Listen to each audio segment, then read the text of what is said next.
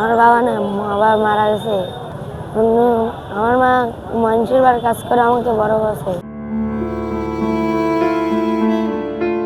ঈদকে সামনে রেখে বিপণী বিতানগুলোর অলিগলি এখন ব্যস্ততায় ভরা। নতুন জামা নিতে বাবা মায়ের হাত ধরে হাজারো শিশু কিশোর ভিড় করছে বিপণী বিতানগুলোতে। কিন্তু এর মধ্যে ধূসর কালো বর্ণের এক দুরন্ত কিশোরের মধ্যে চোখ আটকে যায়। নাম তার মৃদুল, বয়স সবে 7 বছর। তবে তার হাতে নেই নতুন পোশাকের ব্যাগ, আছে কিছু রঙিন বেলুন। বাচ্চাটির বাবা নেই। যে বয়সে তার স্কুলে যাওয়ার কথা ছিল, বাবা মায়ের হাত ধরে শহরে আসার কথা ছিল কিছু ঈদের পোশাক কিনতে, সেই বয়সে সে দায়িত্ব কাঁধে নিয়েছে। এই ছোট বাচ্চাটি তার বাবা নেই, তার মায়ের জন্য আসলে সে বেলুন বিক্রি করে তার মাকে কিন্তু ভালো রাখার চেষ্টা করছে।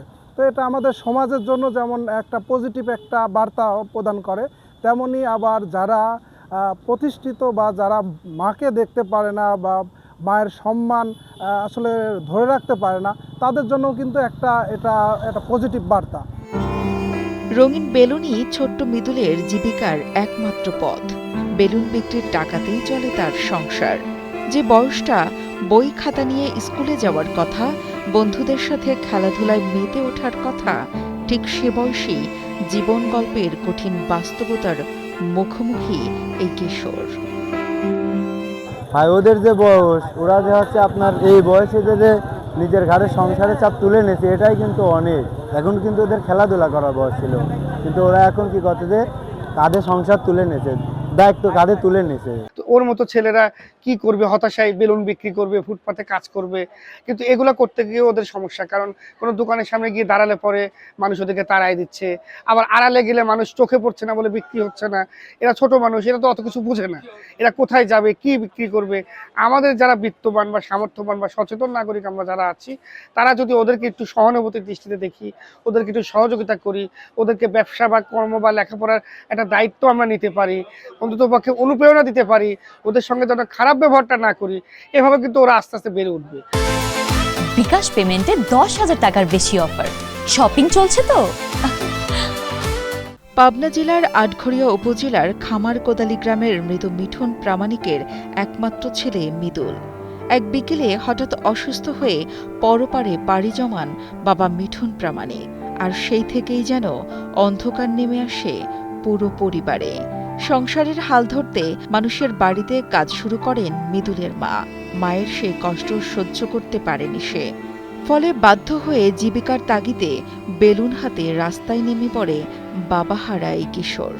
আমরা যদি চাই সবাই কিছু কিছু করে এই ছেলেটির পাশে এসে দাঁড়াতে পারি এবং ছেলেটিকে সাহায্য করতে পারি, যেন এই ছেলেটি ভালো কোনো একটা কিছু করে তার সংসারের জন্য এবং তার মায়ের জন্য কিছু একটা করতে পারে বা ভবিষ্যতে সে যেন প্রতিষ্ঠিত হতে পারে। বয়সের সীমা না বুঝেই নিজেই নেয় উপার্জনের সিদ্ধান্ত। হাতে তুলে নেয় রঙিন বেলুন, আর শুরু হয় তার কঠিন জীবন সংগ্রাম।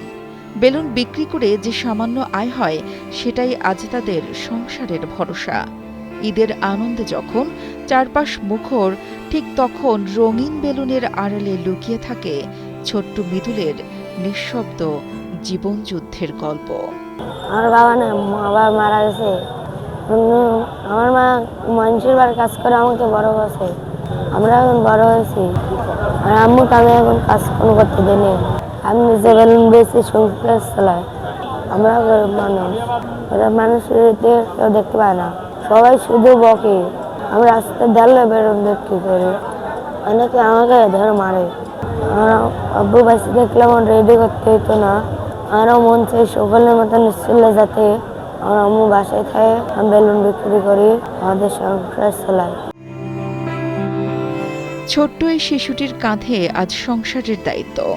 অন্য শিশুরা যখন ঈদের নতুন পোশাক আর আনন্দে মেতে থাকে, তখন মৃদুল দাঁড়িয়ে থাকে রাস্তার মোড়ে হাতে রঙিন বেলুন নিয়ে। তবুও তার চোখে আছে ছোট্ট একটা স্বপ্ন। একদিন হয়তো সেও পড়াশোনা করবে, বন্ধুদের সঙ্গে খেলবে, বড় হয়ে দেখা মিলবে, কাঙ্ক্ষিত সফলতা, দুঃখ ঘুচবে মায়ের। রাজীব জোয়ারদারের পাঠানো তথ্য ও ভিডিও চিত্রে ডেস্ক রিপোর্ট, কালের কণ্ঠ।